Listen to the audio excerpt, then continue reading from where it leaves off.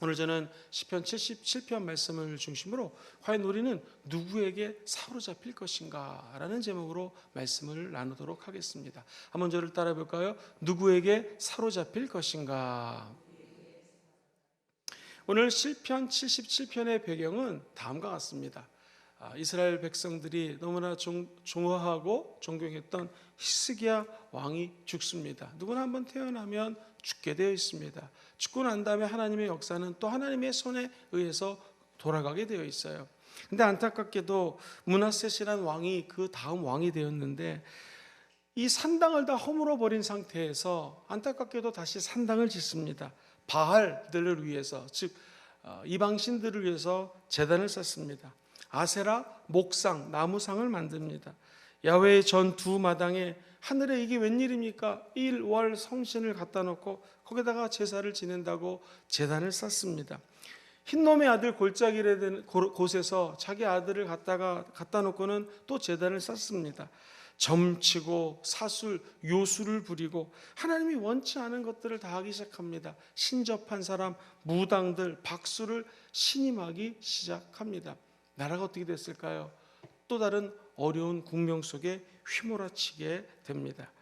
그러니 이 역대하 33장을 보면 민족이 위기 가운데 처한 상황입니다. 시편 77편 기자는 이 노래를 쓰면서 안타까워서 주께서 우리를 영원히 버린 거 아닙니까? 다시 우리에게 은혜를 베푸시지 않는 거 아니신지요? 주의 변함없는 사랑 어디 갔습니까? 그 사랑을 찾을 수가 없습니다. 주의 약속 이거 헛된 거 아닙니까? 그렇게 우리 민족을 보살펴 주신다고 하셨는데 이게 도대체 왜 이렇습니까? 라고 하면서 원망으로 시작하는 글입니다. 이 가만히 읽어보면은요, 후반부 가기 전에 전반부는요, 이게 왜 도대체 이런 일이 생겼을까? 시편 기자의 마음을 가만히 들여다보니 이 글의 내용들이 자기에게 사로잡혀 있는 것을 보게 됩니다.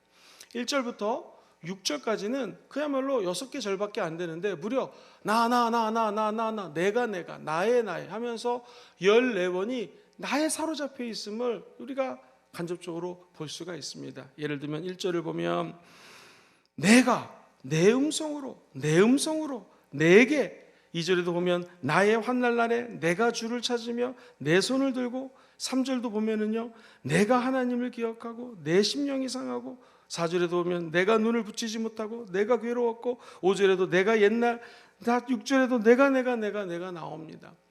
우리가 농담으로 내가 복음이 있다고 얘기를 하는데 지금 이 시편 기자는 다른 것들이 보이지 않습니다. 내 상황이 어떻고 자기 스스로에 몰입되어서 내 형편만 하나님께 지금 외치고 있는 것을 보게 됩니다. 우리는 이것을 self pity, 자기 연민이라고 표현하기도 하죠. 내가 이렇게 불쌍하고 내가 이렇게 연민이 있고 내가 이렇게 지금 상황이 안 좋습니다 라고 시편 기자는 온통 자기 스스로에게 사로잡힌 모습을 스스로 고백합니다. 자기만 생각하면 좋은 곳이 보이지 않습니다. 왜냐하면 성경 말씀대로 내 안에는 선한 게 없기 때문에 내가 나에게 사로잡히면 오늘 2절 말씀처럼 나의 환난 날에 내가 주를 찾았고 밤에는 내 손을 들고 거두지 아니하였으며 내 영혼이 위로받기를 거절했습니다. 좋은 곳이 보이지가 않아서 아무리 하나님이 나를 위로하려고 해도 그 위로함이 거절되고요. 하나님 나에게 아무리 햇빛을 비춰도 내가 지금 지붕을 막고 있고 커튼을 치고 있는데 그 햇빛이 나에게 다가올 수가 없다라는 거예요. 이 자기에게 사로잡히게 되면은요, 내가 갖고 있는 힘, 내가 갖고 있는 에너지가 낭비가 되기 시작합니다. 이 3절 4절에 보면 내가 하나님을 생각하고 불안해서 근심합니다. 내 심령이 상합니다. 주께서 나로 눈을 붙이지 못하게 하고 내가 괴로워가지고 말을 할 수가 없습니다. 이 말은 잠도 자지 못하고 불안합니다. 말도 하기가 어렵습니다. 내가 나에게 사로잡히면 내 안에 있는 에너지를 어떻게 사용할지 몰라가지고 스스로를 낭비하고 스스로가 갇힌 인생을 살게 된다는 거예요. 그래서 아예 5절에 보면은요, 내가 옛날 곧 이전의 해 옛날 것들을 생각했습니다. 애굽에 있을 땐 참 좋았는데요, 그때는 경기가 좋았는데요, 내가 그때는 건강했는데요 라고 하면서 예전 일을 자꾸 끌어다가 과거지향적인 삶을 살게 된다는 거예요.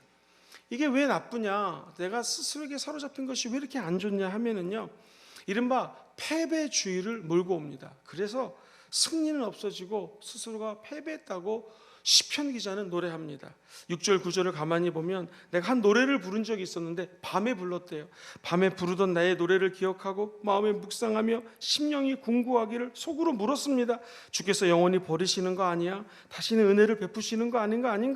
이 은혜의 인자하심은 도대체 영원히 사라졌는가? 나는 하나님의 약속을 믿었는데 이 약속이 영원히 떠나는 건 아닌가? 주님, 나에게 베풀 은혜를 잊으셨습니까?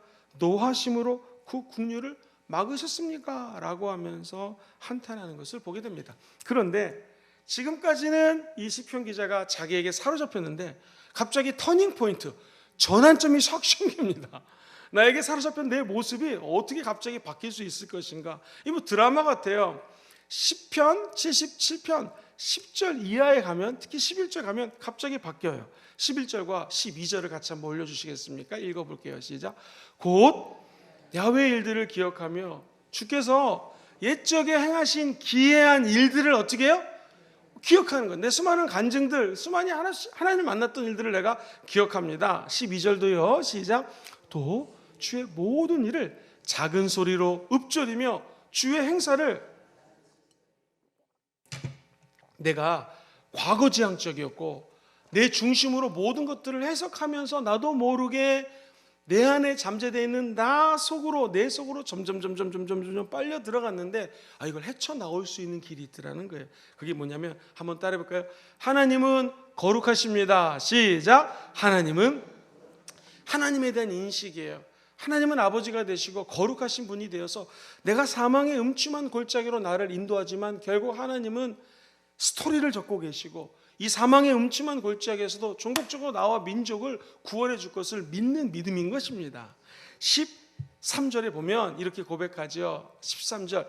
하나님이여 주의 도는 극히 거룩하시오니 하나님과 같이 위대하신 신이 누구이겠습니까? 여러분 지금 이 시편 기자가 나나 갑자기 지금 시선이 어디로 바뀌는 거예요? 하나님께로 바뀌는 거예요. 아 맞다. 지금 내가 나를 바라봤더니 거기에는 희망이 없는데 눈을 들어 하나님을 바라보니까 과거의 하나님의 간증들을 생각하고 하나님의 은혜를 자꾸 읊조리다 보니까 하나님은 위대한 분이시고 하나님은 높이 계신 분이시고 하나님은 위에서 나를 바라보기 때문에 하나님의 위대한 계획이 있음을 내가 깨닫습니다 라고 하면서 눈을 들어 하나님을 보기 시작합니다. 우리 인생에도 눈물이 있고 메마름이 있고 그러다 보니 자꾸 내가 내 자신 속으로 사로잡히는 것을 볼 때가 저와 여기 계신 모든 분들이 다 있습니다. 시편 55편 6절에 오직 나는 하나님의 집에 있는 푸른 감람나무 같으며 하나님의 인자하심을 영원히 의지합니다 하는 말씀이 있는데 우리가 의지할 사람은 내 자신이 아닙니다. 우리가 의지할 수 있는 사람은 주변에 있는 사람들도 아닙니다. 내가 지금 통장에 돈이 얼마가 있다 이것도 의지할 것이 못 됩니다. 왜냐하면 하나님이 걷어가시면 그 많은 재산들 하루아침에 무너지는 거 얼마나 많이 봅니까? 내가 지금 건강하다고요? 건강했는데 갑자기 건강검진을 받아보니 이 몸이 무너져 있고 무슨 병이 생기고 이런 이야기들 얼마나 많습니까? 내 건강도 결국 믿을 수가 없어요. 우리가 믿을 수 있는 분은 오직 내 안에 계신 전능하신 하나님밖에 없다라는 것이에요. 14절과 15절을 보면 그러니까 저와 여러분이 믿고 있는 이 하나님을 이렇게 묘사를 해요. 천천히 읽어봐요. 시작. 주는 기이한 일을 행하시는 하나님이시라. 민족들 중에 주의 능력을 알리시고 주의 팔로 주의 백성 곧 야곱과 요셉의 자손을 속량하셨나이다. 할렐루야. 얼마나 멋진 말입니까? 저는 이 말씀만 읽어도 그냥 은혜가 됩니다.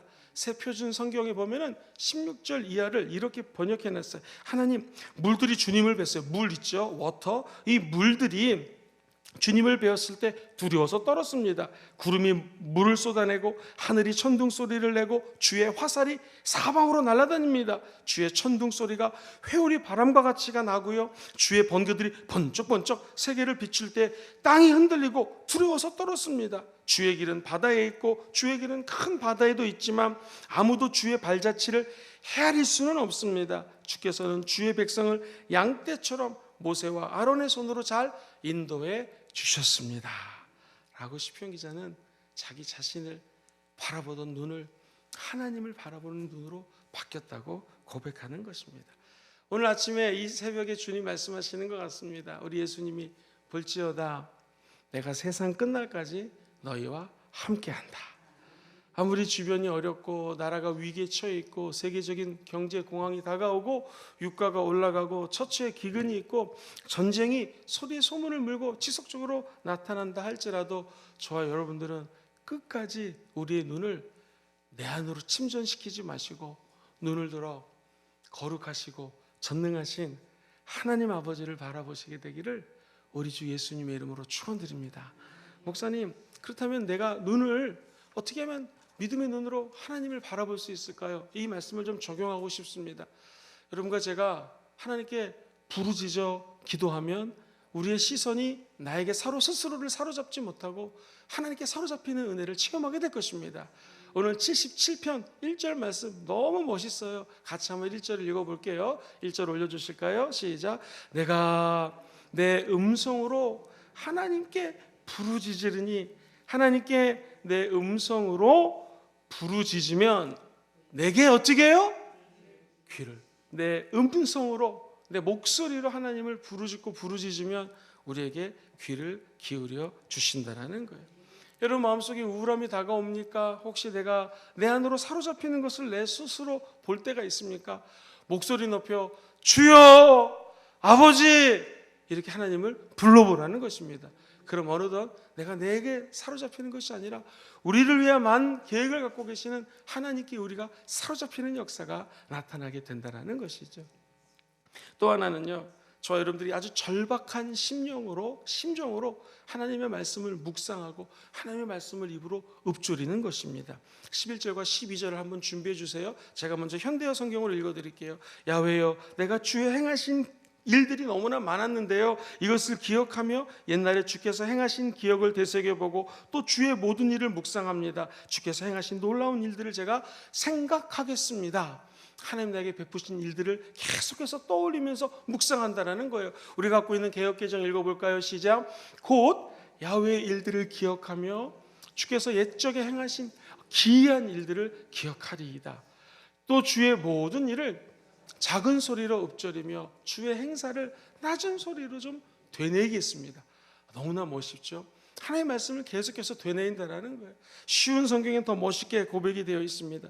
그래서 제가 야훼가 행하신 일들을 회상하기로 마음을 먹었습니다. 정말로 나는 옛적에 주의 기적들을 기억할 것입니다. 내가 주의 행하신 일들을 묵상하고 주가 행하신 위대한 일들을 생각할 것입니다. 여호수아에게 하나님 말씀하신 것은 모세가 죽었으니 이거 지금은 이 히스기야 왕이 죽은 거하고는 비교도 안 될 위기거든요. 다음 리더에게 하나님 말씀하시는 거예요. 너는 이 하나님의 율법책을 네 입에서 떠나지 말게 하며 주야로의 말씀을 묵상하고 이 말씀대로 지켜 행하라는 거예요.